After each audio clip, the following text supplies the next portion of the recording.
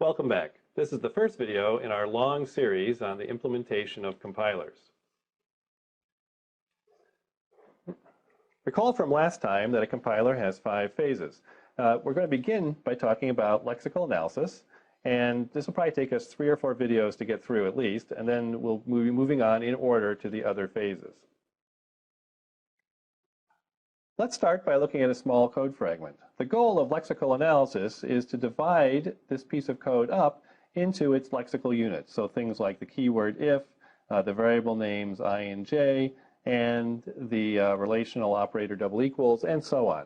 Now, as a human being, this is as we discussed last time, this is a very easy thing to do because there's all kinds of visual clues about where the units lie, where the boundaries between the different units lie. But a program, a lexical analyzer, doesn't have that kind of luxury. In fact, what the lexical analyzer will see is something that looks more like this. So here I've written the code out just as a string with all the white space symbols included. And it's from this representation, just as a linear string, you can think of this as bytes in a file, that the lexical analyzer has to work. And it's going to march through placing dividers between the different units. So it'll recognize that there's a division there between the white space and the keyword, then a division after the keyword, and some more white space, the open paren, the I, another white space, double equals, and so on. And it goes through drawing these lines, dividing up the string into its lexical units. And I won't finish the whole thing, but you should get the idea. Now, it doesn't just place these dividers in the string, however. It doesn't just recognize these substrings. It also needs to classify the different elements of the string according to their role. And we call these token classes, or sometimes I'll just call it the class of the token. And in English, these roles are things like noun, verb, adjective. Okay, and there are many more, or at least there are some more.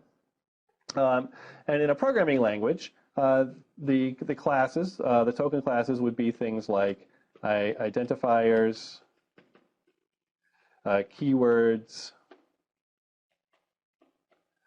and then individual pieces of syntax like an open paren or a closed paren. Those would be classes by themselves.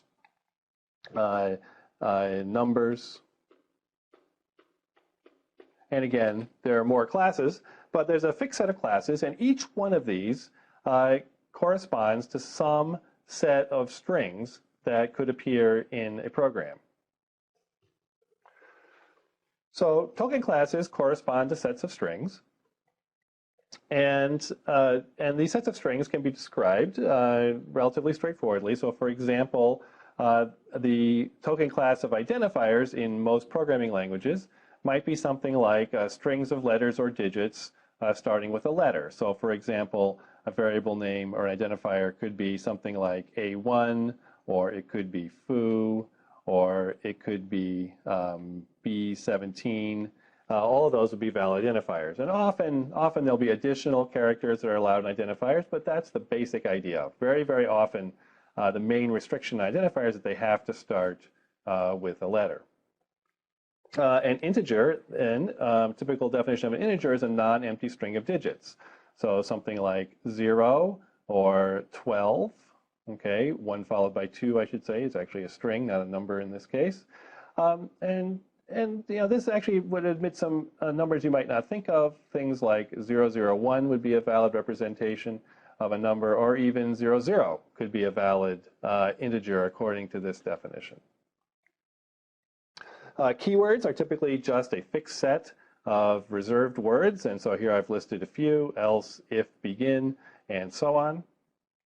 And then white space is itself a token class. So we actually have to say in that string, which is the representation of the program, what every character in that string, what token or what token class it's a part of, what every substring is a part of, and that includes the white space. So for example, if we have a series of 3 blanks, if I say if and then an open paren and I have 3 blanks in here, these 3 blanks would be grouped together as white space.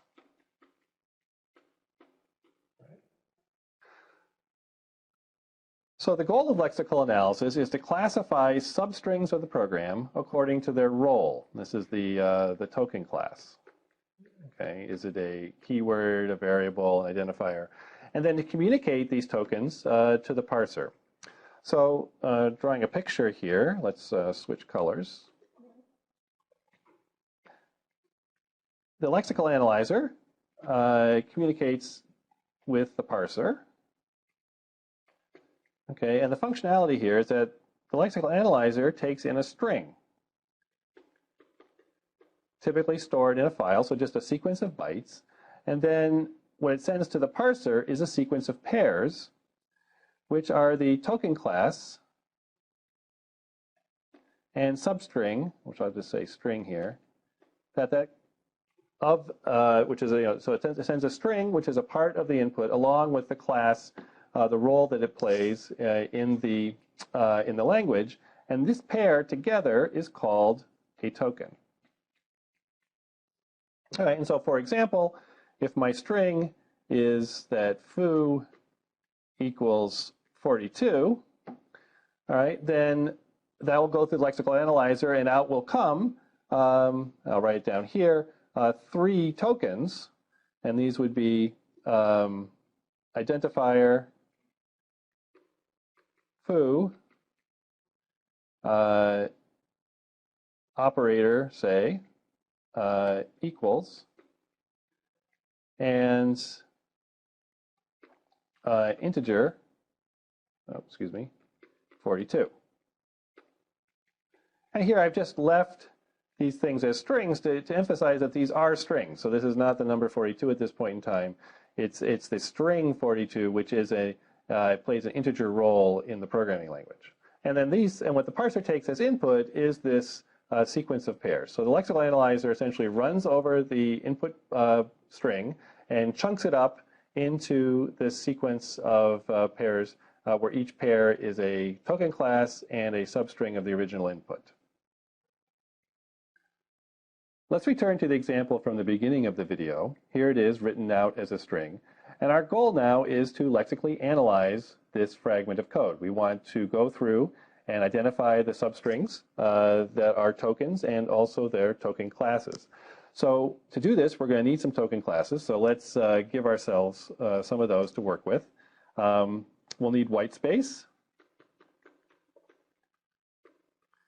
And so this is sequences of blanks, new lines, tabs, things like that. We'll need keywords. Okay. And we'll need variables, which we'll call identifiers. And we'll need integers, and I'll call those numbers here. And then we're going to have some other operations, some other classes, things like open paren, close paren, and semicolon. And these are interesting.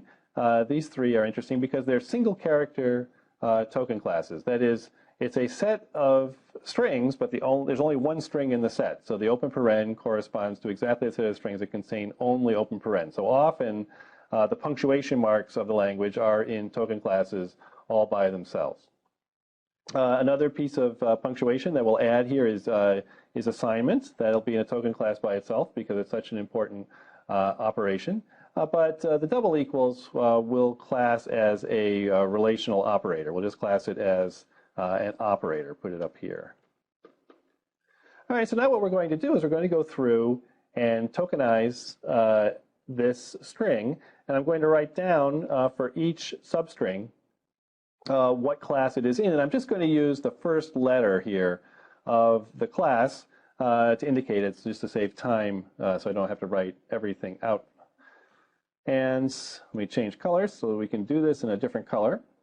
So the first token here is a white space token, and that followed by the if keyword, so K. And then we have a blank here, which is another white space.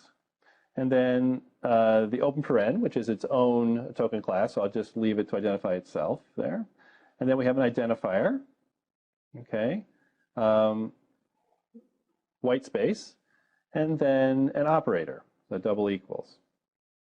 another blank, so that's white space, followed by another identifier, followed by close paren. So again, a punctuation mark in a token class by itself. And then we have 3 white space characters, so those are grouped together as a white space token, followed by another identifier and more white space, and then another single character token, the assignment operator, white space, and a number. All right, and then semicolon again, a punctuation mark in a token class by itself. 2 white space characters get grouped together. What follows then is a keyword, so that gets classified as in the keyword token class. Another run of white space characters, and then another identifier. There's actually a blank there, although we almost covered it up with our marks. The assignment operator by itself in a token class, white space, a number, and finally the semicolon by itself. And there is our tokenization. We've identified the substrings, and we've also labeled each one with its token class. To summarize, lexical analysis implementation has to do 2 things. The first job is to recognize the substrings in the input that correspond to tokens. And here's a little bit of compiler lingo. These substrings are called the lexemes. So the words of the program are called the lexemes. And then the second job is that for each lexeme, we have to identify its token class. And then the output of the lexical analyzer is a series of pairs, which are the token class and lexeme. Okay, and this whole thing, one of these pairs, is called a token.